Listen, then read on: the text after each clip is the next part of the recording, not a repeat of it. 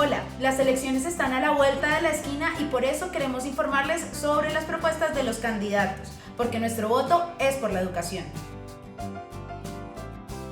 Hoy les hablaremos de educación media y superior. En el programa del Pacto Histórico se plantea una enorme preocupación por la deserción escolar que se da después del grado noveno. Los décimos y onces no están respondiendo a los sentidos de vida que tienen los jóvenes.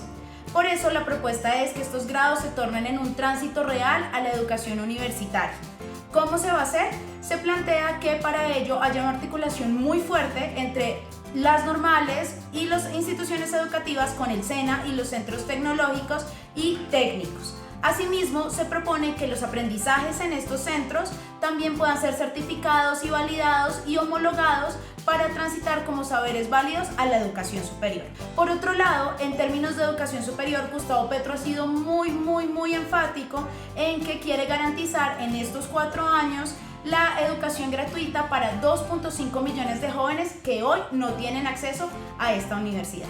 Dentro de las propuestas de educación media y superior hay dos que nos parecen muy buenas. Una es poder articular la educación media, o sea, décimo y once, a la educación superior, vinculando al SENA, a los centros técnicos y tecnológicos y las universidades a la formación de esos jóvenes. Esto permite no solo formar para el trabajo, sino encontrar cuáles son las vocaciones de quienes están próximos a salir del colegio. La otra propuesta que nos parece muy buena es que son cautelosos con el ofrecimiento de la cobertura educativa en educación superior. Este programa sabe que el 100% de educación gratuita pública es imposible, por lo que propone entonces dar los primeros pasos para que esto suceda, prometiendo 2.500.000 cupos nuevos en universidades públicas y ampliando progresivamente esta cobertura. Nuevamente, la preocupación por estas metas está respecto a su viabilidad financiera. Petro ha dicho en muchos debates que para lograr cumplir estas metas de educación superior necesita aumentar el presupuesto de 4 a 14 billones de pesos y que la fuente de financiación de esto será la reforma tributaria en la que pretende obtener 50 billones de pesos cobrando tributo a los 4.000 más ricos del país. La pregunta es, ¿logrará alcanzar estas metas? Y segundo, ¿será que sí es conveniente que se inviertan la mayoría de los recursos en la educación superior cuando se conocen las grandes necesidades de la preescolar, la básica y la media? A Rodolfo Hernández le preocupa mucho que el estudiantado esté optando por carreras de ciencias humanas y haya descuidado las opciones laborales existentes. Piensa la educación al servicio del mercado laboral.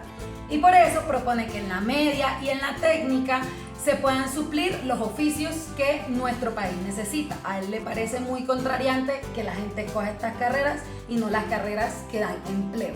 Y para eso pretende articular esta iniciativa a la empresa privada, para que la empresa privada se encargue en la media y en la técnica de formar para el trabajo a quienes estudian en estos niveles. También han prometido el 100% de cobertura en educación superior a través de la construcción de centros educativos, empezando por las regiones más apartadas y pobres del país. Para reforzar esta idea, también propone promover una ley donde se puedan usar las regalías para el pago de profesores y subsidios de matrícula universitaria. Pero esto no es lo único que Rodolfo pretende en la educación superior.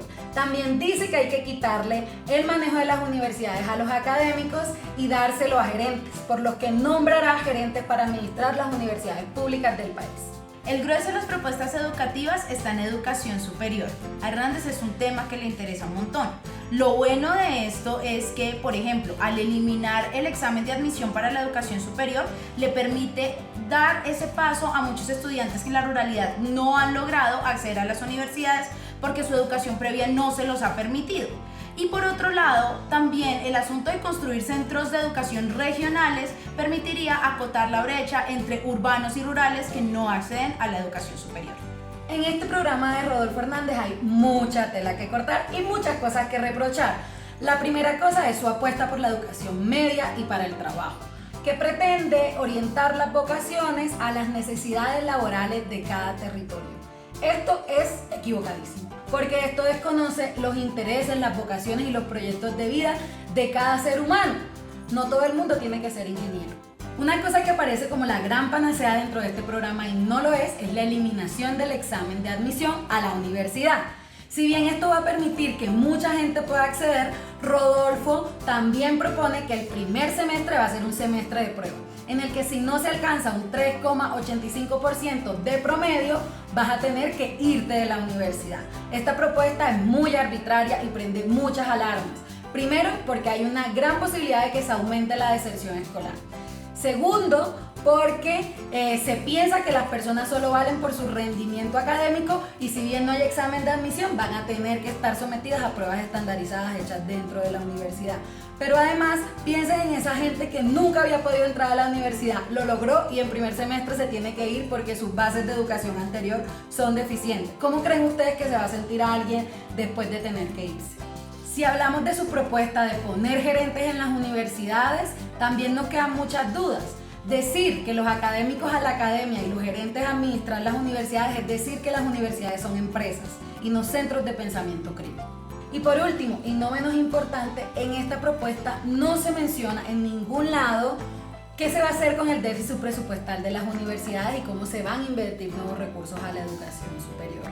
Además de eso, Rodolfo propone que las universidades no puedan hacer consultorías, según él, porque compiten con los egresados, eliminando una fuente de financiación que ya tienen las universidades públicas. Entonces, ¿qué hacemos?